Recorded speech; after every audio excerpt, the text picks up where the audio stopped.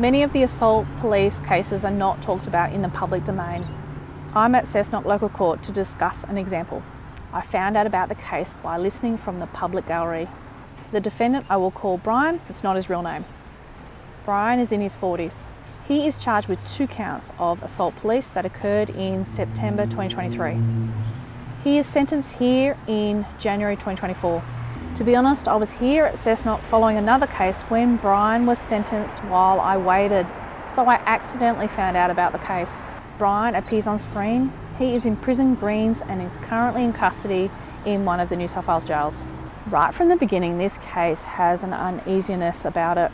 Before we hear about Brian's background and criminal history and that he can't read and the fresh charges, Brian says something to the magistrate that I think sets the tone for the rest of the proceedings. Brian explains he is scared to be released and prefers jail. In my opinion, he wasn't being a smartass or playing some sympathy card because of how he spoke. He doesn't appear to be deterred by jail. Remember, sentencing will involve an aspect centred around deterrence for both the offender and the rest of the community. So what will be a deterrence to Brian? Consider this when I explain the circumstances around these 2 police assaults. The court hears that Brian is stealing something. The sound at Cessnock is rubbish. It's hard to hear from the gallery. I think he's trying to steal a fridge. Anyways, Brian doesn't steal the fridge because the police arrive at the scene. He runs away from the scene. A foot chase with police commences. Brian jumps a number of fences. Now let's pause. For me, I would have called it quits at the start of the foot chase. First, I don't have the fitness to be in a running race with police. I'm too old to successfully jump fences without injuring myself. But mostly I'm thinking I just don't want to face a magistrate and have to argue a long list of charges. I prefer to call it quits after the first charge because that'll be easier. However, Brian continues on with the police who catch him. This is where the court is told Brian wrestles with the police, doing something with his leg to one of the officers and then punching the female officer in the face.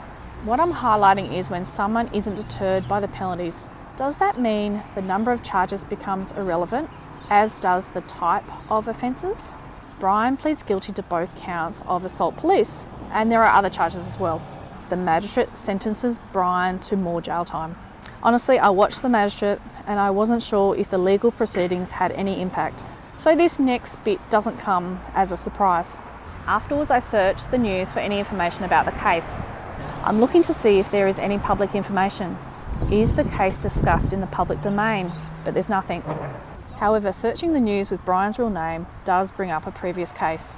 The defendant has the same name, the age matches, and so do some of the other details. However, I'm not 100% sure. This offence occurred in 2015 in Coffs Harbour. In this case, the defendant is attempting to steal copper from a telegraph pole. When the police approach, the defendant runs away. In this case, the police officer, who has a police dog, is punched in the face. The defendant pleads guilty and is sentenced to jail. When someone isn't deterred by the penalties, does that mean reoffending becomes irrelevant to that person? My question is, in cases like these, do you think the community could have more of an impact than the legal system? What I mean is, what if the community was more appealing than jail? What's the jail offering this defendant that the community doesn't? If it could be switched so that the community was preferred and that they were scared to go to jail, not the other way around. Because in my opinion, when jail is preferred, deterrence is unlikely, not just for the assault police offences, but for any offence.